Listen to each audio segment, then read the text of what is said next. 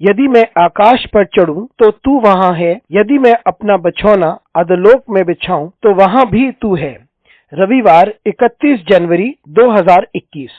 आज के मनन के लिए मैंने आप ही के लिए चुना है मार्कुस अध्याय 14 और उसका 39वां वाक्य। और वह फिर चला गया और वही बात कहकर प्रार्थना की, आपका दिन आशीषित हो। जब यीशु मसीह को चेलों की जरूरत थी तब वहां कोई नहीं था, लेकिन यीशु अपने लक्ष्य पर केंद्रित रहा। आइए इस वाक्य पर मनन करते हैं। आज की सुबह का विषय है लक्ष्य पर केंद्रित रहना। ये वह समय की बात है जब यीशु मसीह एक बड़े कठिन समय से होकर गुजर रहे थे। ऐसा समय जब उसे क्रूस उठाना पड़ा, ऐसा समय जब लोगों ने उसका तिरस्कार किया, उसे बदनामी का सामना करना पड़ा, उसे अकेला किया गया, उसे अकेला छोड़ दिया गया और उसे अकेले ही दुख भोगने के लिए छोड़ दिया गया था। और ऐसे समय पर यीशु मसीह प्रार्थना करने गए और वे इस कठिन परिस्थिति से जूझ रहे थे कि क्या ये प्याला उससे हटाया जाएगा। और उस वक्त उसे अपने चेलों की आवश्यकता थी कि वे उसके लिए निरंतर प्रार्थना करते रहे। लेकिन जब वे अपनी प्रार्थना से लौटा तो उसने देखा कि वे सो रहे थे। वे किसी भी रूप से उसकी सहायता नहीं कर पा रहे थे। उनकी आत्मा तो तैयार थी लेकिन उनका शरीर कमजोर था। यीशु मसीह को ये समझ में आया। वे इनके कार्य से चिंतित नहीं हुआ, परेशान नहीं हुआ, क्योंकि वे एक चित्त था। जब भी वो आकर के उसने देखा कि उसके चेले उसका साथ नहीं दे रहे थे, वो वापस जाकर के प्रार्थना करता रहा। वे अपने कार्य में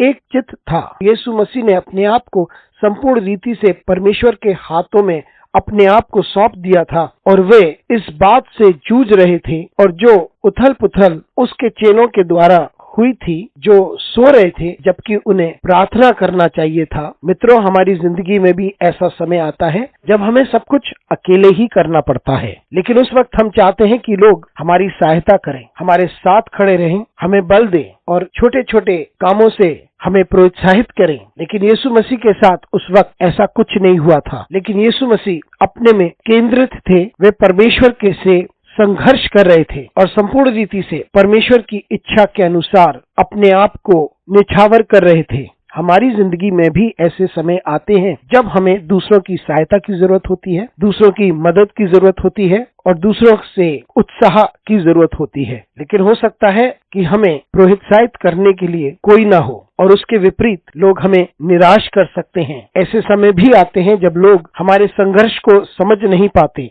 और ऐसे समय भी आता है जब लोग हमारे कार्य में अपना सहयोग नहीं देते। लेकिन यीशु मसीह के जैसे हम भी केंद्रित रहें। हमें वापस लौट करके उसी कार्य को करना चाहिए जो हम कर रहे थे। यीशु मसीह प्रार्थना कर रहा था, संघर्ष कर रहा था और वे सोच रहा था किस तरीके से वे अपने आप को संपूर्ण रीति से परमेश्वर के हाथों में अपने आप को सौंप दे और उस कार्य को पूरा करे जो परमेश्वर ने उसे सौंपा है। मित्रों, हम भी एक चित्त हो जाएं और कभी भी विचलित ना हो, ना ही घबराएं उन लोगों से जिन्हें हमें लगता है कि ये हमारी सहायता करेंगे या हम सोचते हैं ये हमारे साथ खड़े हैं। किसी भी कारणवश वह ऐसा नहीं करते हैं, लेकिन उनकी प्रतिक्रिया से हम विचलित ना हो, हम आगे बढ़ते रहें। हम वही करें जो सही है और परमेश्वर की सहायता मांगे और अपने आप को परमेश्वर के हाथों में सौंप दें। परमेश्वर के नाम को हमारी जिंदगी से महिमा मिले। अनुग्रहकारी परमेश्वर स्वर्गीय पिता, तुझे धन्यवाद देते हैं क्योंकि तू हमारी सहायता करता है ताकि हम एक चित्त रहें, क्योंकि हम जानते हैं कि तू ही हमें बल देता है। हमारी सहायता कर परमेश्वर, यीशु मसीह के नाम से मांगते हैं,